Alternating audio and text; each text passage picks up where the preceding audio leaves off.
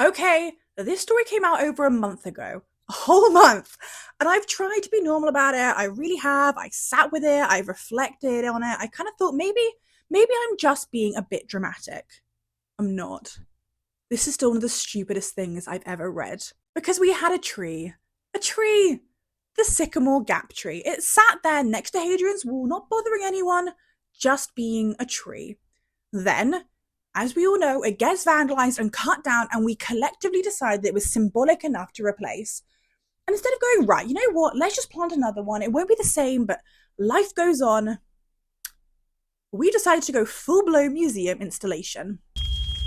This is fine. I'm okay with the events that are unfolding currently.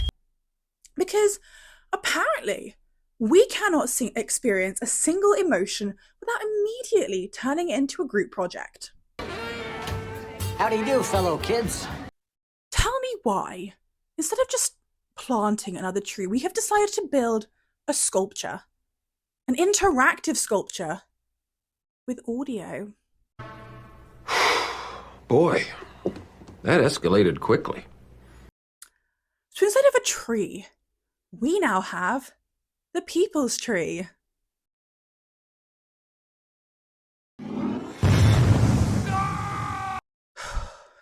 I need a moment. It was a tree. It was just a tree. It was not a UN convention. It was not a protest movement. It was not running for parliament. It was just a tree. And of course this sculpture will have audio. Because this new people's tree is going to have little recordings, voices from people who loved the original, playing out into the landscape.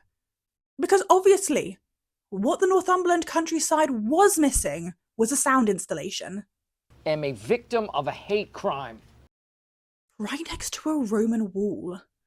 And to say that they've totally missed the point of a tree is an understatement of the century, because it's not even the fact that it's ugly. But let's not lie to each other. We just cannot continue things anymore. We have to constantly insert ourselves into them. And what's actually really annoying me more than this crime of a sculpture is that we are losing countryside, actual countryside, at a ridiculous pace. But this one tree? Help me, I'm poor. Suddenly, it's a national emotional support project. And look, before anyone starts, I don't want to see trees cut down, obviously. I want to preserve the British countryside. I want to save the hedgehog and the red squirrels. But the reason that that tree mattered was not because it was just another tree. It mattered because it was beautiful and people found meaning in it. And instead of respecting that, we've gone, how do we insert ourselves into this? How can we add our voices? How can we make this all about us? So now it talks. Of course it talks. Because God forbid you stand in a field and just feel something on your own. Because the original tree wasn't loved because it was meaningful. It became meaningful because people loved it. That's the order. And now we've gone, what if we forced the meaning first? You can't pre-install nostalgia. Congratulations, you played yourself. That's not how this works. We can never just rebuild what was lost. We have to reimagine, redesign, reinterpret for a new modern world. I don't think this is normal behavior. This is not how normal people respond to a tree.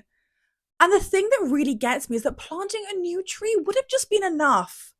I was rooting for you. We were all rooting for you. How dare you? It wouldn't be the same. It wouldn't have replaced it.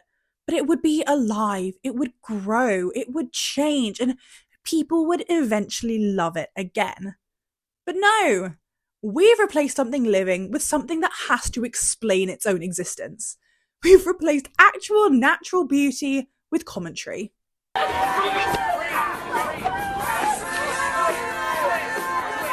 I just keep thinking, why are we so desperate to be a part of every story, instead of just looking after the things that we inherited?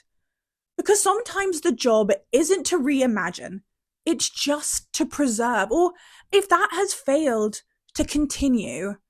Plant the tree and move on. Anyway, what do you think of this sculpture? I certainly think it's unique. Oh, God. The National Trust.